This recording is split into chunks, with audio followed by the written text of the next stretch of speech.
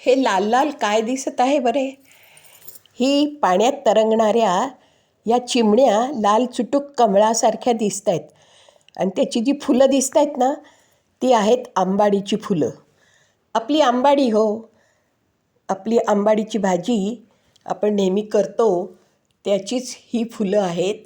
आणि आंबाडीच्या भाजीसारखीच चविष्ट अशी या आंबाडीच्या फुलांची चटणी करायची असते.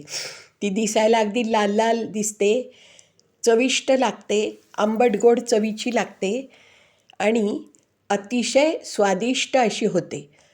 तर आता ही लाल फुलं जी आहेत आंबाडीची, याचं जे वरचं बोंडासारखं दिसतं थोडंसं, ते फक्त काढून टाकायचं आहे. आणि मग आपण ती चटणी कशी करायची ते मी तुम्हाला सांगणार आहे. चटणीसाठी साहित्य पण सांगते आहे. आणि अशी ही लाल चुटूक दिसणारी चटणी आपल्या घरातल्या सर्वांना खूप आवडते.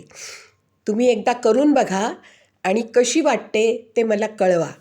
कॉमेंट्समध्ये कळवा का तुम्हाला माहिती आहे, तुम्ही ओळखलत का ही आंबाडीची फुलं आहेत म्हणून.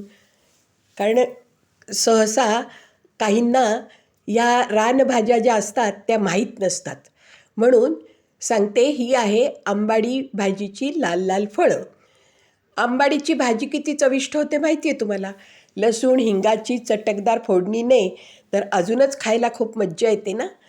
पोळी भाकरी भात कशाबरोबरही खायला आपल्याला ती भाजी आवडते. आपल्याला या लाल लाल फुलांची चटणी पण अतिशय रुचकर होते. त्याची कृती कशी करायची, साहित्य काय काय आहे ते मी तुम्हाला नंतर सांगतेच. पण ही आंबाडीची फुलं, आंबाडीची भाजी जरा जास्त मोठी झाली की त्याच्यावर ही फुलं आपल्याला दिसतात. ती फुलं अलगद तोडून घ्यायची आणि त्याच्यावरची जी बोंडं आहेत तेवढी फक्त काढायची आणि मगच त्याची चटणी करायची. ही फुलं आंबट असतात म्हणून त्यासाठी आपल्याला गोड काहीतरी घालायला लागतं. तर गुळाशिवाय कशाला चव नाही, म्हणून गूळ पण त्याच्यात घालून ही चटणी आम्ही करत असतो. खूप छान आणि चविष्ट अशी चटणी अगदी केल्याबरोबर लगेच संपते, सगळ्यांना आवडते. तर अशी ही चटकदार चटणीची कृती मी तुम्हाला सांगते. 1/2 किलो आंबाडीची फुलं, अर्धा पाव गूळ आणि सगळं फोडणीचं आपलं नेहमीचं साहित्य. करायचं आहे काय, तर चमचाभर तेल गरम करून त्यात मोहरी व जिरं घालून आपली नेहमीची फोडणी करायची. ती चांगली तडतडली की त्यात धुतलेली आंबाडीची फुलं घालायची आणि वर झाकण ठेवायचं. त्या झाकणावर थोडंसं पाणी घालायचं. 2-3 मिनटं झाली की नंतर झाकण काढून चांगले हलवायचे. परतवून घ्यायची ती फुलं, ती लगेच शिजतात. मग त्यात आपण जो गूळ घेतलेला आहे तो गूळ घालायचा, चवीनुसार मीठ घालायचं, थोडं लाल तिखटही घालायचं आणि परत एक छान वाफ आणायची. आणि छान वाफ आणल्यानंतर गॅस बंद करायचा आणि ही चटणी आपण खायला सर्व करायची. अशी ही चटणी बनते एकदम छान. तुम्ही अवश्य करा. कशी लागते ते कळवा.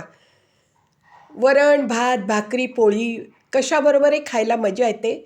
बरोबर साईडला ही चटणी अतिशय तोंडाला चव आणते. तर तुम्ही ही चटणी करून बघा. तुम्हाला माहीत असल्यास पुन्हा एकदा बघा आमच्या चवीची करून. कशी लागते ते मला सांगा.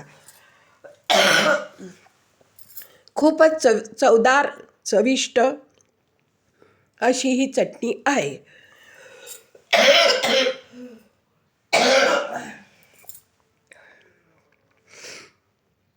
खूपच छान, चवदार आणि चविष्ट.